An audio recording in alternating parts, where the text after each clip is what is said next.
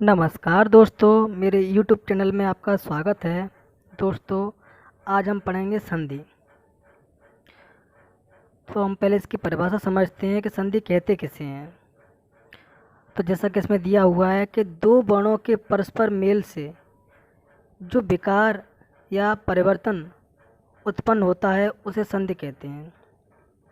अगर देखा जाए हिंदी व्याकरण में संधि के 3 भेद किए गए हैं, अर्थात संधि को 3 भागों में बांटा गया है: स्वर संधि, व्यंजन संधि, विसर्ग संधि।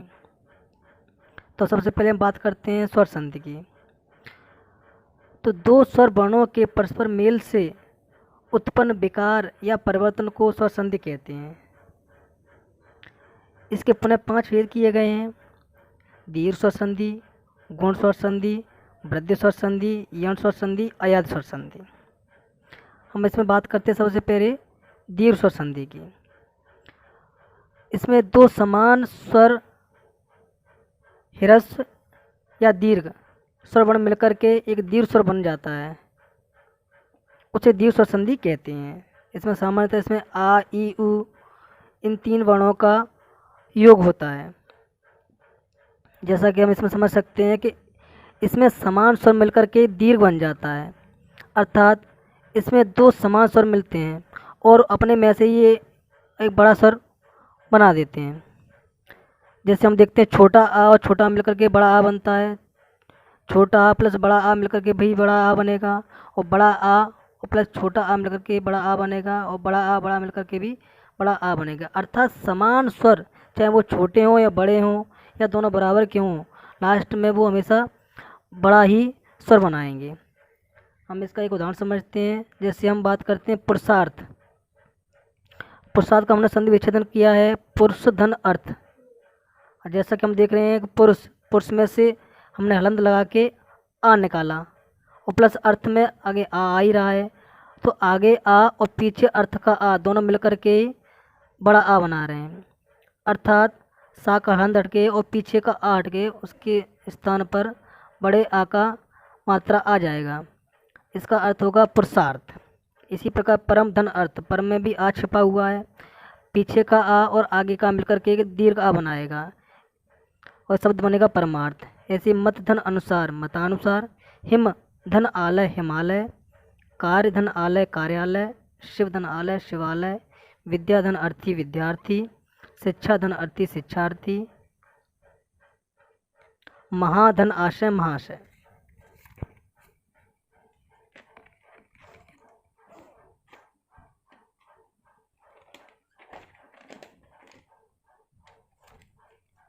दोस्तों चलिए हम आगे चलते हैं। अब बात करते हैं हम ई। और समान ई मिलकर के भी बड़ी ई बनती है। इसमें हम बात करते हैं जैसे रवि धन इंद्र। तो रवि वहाँ पे भी छोटी की मात्रा है और इंद्र में भी छोटी की मात्रा है, अर्थात दोनों ही तरफ समान ई मिलकर के बड़ी ई बनाएगा और इसमें हो जाएगा रविंद्र। ऐसे अभि धन ईष्ट अभीष्ट, जानकी धन ईश जानकीस, गिर धन ईस। जैसे रा पे छोटी की मात्रा है और पीछे ईस में भी बड़ी ई है, आगे की छोटी ई और ईस की बड़ी ई मिलकर के ही बड़ी ई बनाएगा, अर्थात इसकी मात्रा बड़ी ई हो जाएगी। उसका नाम हो जाएगा क्या, गिरीश। नद धन ईस नदीस, सती धन ई सतीश, कवि धन इंद्र कविंद्र, परिधन इच्छा परीक्षा, योगी धन इंद्र योगींद्र, नारी धन ईश्वर नारीश्वर, लक्ष्मी धन इच्छा लक्ष्मी इच्छा। चलिए दोस्तों, अब बात करते हैं ऊ की। समान ऊ मिलकर के ही दीर्घ ऊ बनाते हैं। जैसे भानु धन उदय। भानुदय का हमने संधि विच्छेद किया है भानु धन उदय। तो भानु ना पे छोटे ऊ की मात्रा है और आगे उदय में ऊ है, तो भानु का छोटा ऊ और उदय का ऊ मिलकर के भी बड़ा ऊ बनाएगा, अर्थात दोनों के स्थान पर बड़े ऊ की मात्रा आ जाएगी, पीछे का ऊ हट जाएगा, भानुदय। इसी प्रकार लघु धन उत्तर। तो लघु में भी छोटू की मात्रा है और उत्तर में भी छोटा ऊ आ रहा है, तो दोनों के स्थान पर बड़ा ऊ की मात्रा आ जाएगी और पीछे का ऊ हट जाएगा, तो लघुत्तर। उसी प्रकार लघु ऊर में लघुर में, बधु धन उत्सव बधुत्सव, भू धन ऊर्ध्व भूर भूर्ध्व। चलिए हम बात करते हैं गुण स्वर संधि की। जैसा कि इसके नाम से स्पष्ट हो रहा है, जब छोटा आ अतः बड़े आ के बाद ई या बड़ी ई आ जाए तो दोनों के स्थान पर ए हो जाता है। छोटे आ बड़े स्थान के ई बड़ी ए हो जाता है। जैसे नर धन इंद्र, नर में आ है और इंद्र में ई है, आ और ई मिलकर के ए की मात्रा बनाएगा तो क्या हो जाएगा, ये नरेंद्र। उसी प्रकार जैसे हम महेंद्र का संधि विच्छेदन करें, महाधन इंद्र, महा में बड़ा आ रहा है और इंद्र में ई आ रहा है, आ और ई मिलकर के ही ए की मात्रा बनाएगा तो महेंद्र हो जाएगा। ऐसे हम आगे को उदाहरण भी समझ सकते हैं। चलिए गुण और संधि में दूसरा पॉइंट पढ़ते हैं। अगर छोटे या बड़े आ के बाद छोटा ऊ या बड़ा ऊ आ जाए तो उनके स्थान पर ओ हो जाएगा। जबकि इससे पहले गुण और संधि के हमने जो पहला पॉइंट पढ़ा था उसमें छोटे या बड़े आ के बाद ई आ रही थी और दोनों के स्थान पर ए हो रहा था। उसी प्रकार इसके दूसरे पॉइंट में अब छोटे आ या बड़े आ के बाद छोटा ऊ या बड़ा ऊ आ जाए तो उसके स्थान पर ओ हो जाता है। तो हम इसके एक उदाहरण से समझते हैं। जैसे भाग्योदय, तो भाग्योदय का संधि विच्छेदन करेंगे, भाग्य धन उदय। तो देखते हैं हम भाग्य में या आ रहा है, या में अगर हम हलंत लगा के इसमें आ निकाल सकते हैं, अर्थात या में आ छिपा हुआ है और पीछे ऊ दिया है तो आगे आ और ऊ मिलकर के ओ बनाएगा तो क्या हो जाएगा इसका अर्थ भाग्योदय। उसी प्रकार महाधन उदय, महा में बड़ा आ रहा है पीछे ऊ आ रहा है, आ और ऊ मिलकर ओ हो जाएगा महोदय। उसी प्रकार जल ऊर्म, महाधन ऊर्म महोर्म, समुद्र ऊर्म समुद्रोर्म, गंगा धन ऊर्म गंगोर्म। इस तरह हम आगे के उदाहरण इसी प्रकार कर सकते हैं। चलिए अब गुण और संधि का हम तीसरा पॉइंट पढ़ते हैं। अगर छोटे या बड़े आ के बाद पीछे री आ जाए तो दोनों के स्थान पर अर हो जाता है। जैसे देवधन ऋषि, तो देव में आ छुपा हुआ है और पीछे री आ रहा है तो देववा का आ और पीछे री, आ और री मिलकर के अर बन जाएगा तो देव ऋषि बन जाएगा। जो रा है, अर का रा है वो सा के ऊपर आधा रा चढ़ जाएगा और जो आ है ना वो वा के अंदर छुप जाएगा। उसी प्रकार महाधन ऋषि महर्षि, सप्तधन ऋषि सप्तऋषि होगा। चलिए हम बात करते हैं तीसरी संधि की, वृद्धस्वर संधि। जैसा कि इसके नाम से स्पष्ट हो रहा है कि पीछे का जो वर्ण बनेगा वो दीर्घ होगा। चलिए हम इस परिभाषा से समझते हैं। छोटे या बड़े आ के बाद छोटी ए या बड़ी ए आ जाए तो उनके स्थान पर बड़ी ए हो जाती है। उसी प्रकार छोटे या बड़े आ के स्थान के बाद छोटा ओ या बड़ा ओ आ जाए तो उसके स्थान पर बड़ा ओ हो जाता है। चलिए हम इसके उदाहरण से समझते हैं। मत धन ऐक्य, तो मत में आ और ए की मात्रा आ और ए मिलकर आई बन जाएगा, मतैक्य हो जाएगा। एक धन एक, का में आ छिपा हुआ है पीछे एक का ए आ रहा है, आ और ए मिलकर आई की मात्रा बन जाएगा एक एक। इसी प्रकार सदा धन एव सदैव, नवधन ऐश्वर्य नवेश्वर्य, महाधन ऐश्वर्य माहेश्वर्य, परम धन औज, परम में आ छिपा हुआ है पीछे ओ आ रहा है, आ और ओ मिलकर के औ की मात्रा बन जाएगी तो परमौज हो जाएगा। महाधन ओजस्वी, महा में आ बड़ा आ रहा है पीछे ओ आ रहा है, आ और ओ मिलकर के औ हो जाएगा मौजस्वी। बनधन औषधि वन औषधि। चलिए और चौथी संधि पढ़ते हैं, यण स्वर संधि। इसको हम समझते हैं। छोटी ई या बड़ी ई, अर्थात जैसे हम किसी शब्द के दो खंड करते हैं, पहले खंड का आखिरी जो मात्रा है छोटी या बड़ी ई हो और पीछे का जो शब्द है उसका पहला अक्षर कोई भिन्न स्वर हो, मतलब छोटा ई बड़ी ई छोड़ कर कोई भी भिन्न स्वर आ जाए तो उसके स्थान पर या हो जाता है। उसी प्रकार छोटा ऊ या बड़ा ऊ के बाद कोई भिन्न स्वर आ जाए तो वाह हो जाएगा, री के बाद कोई भिन्न स्वर आ जाए तो रा हो जाएगा, अर्थात ई का या, ऊ का वाह, री का रा बन जाता है। चलिए इस उदाहरण से समझते हैं। जैसे अध्यक्ष, तो अध्यक्ष में या कहीं ई तो नहीं, या को हम ई मान के चलते हैं तो या के धा के ऊपर ई की मात्रा चढ़ा देते हैं और या को हटा देते हैं और या में से आ निकल के अच्छ बन जाएगा तो इसका संधि विच्छेदन क्या होगा, आधे धन अच्छ।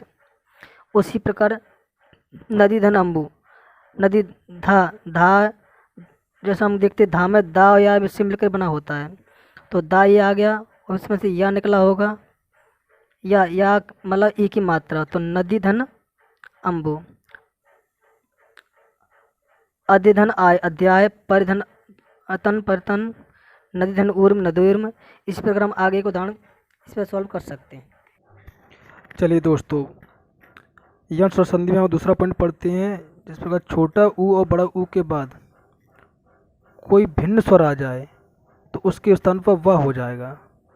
एक उदाहरण से हम समझते हैं। जैसे इसमें दिया है अन्वेषण, तो वाह को हमने तोड़ा ऊ में और उसके ऊपर ए की मात्रा लगी है, इसमें अर्थात वाह मिलके बना है ऊ से और ए से।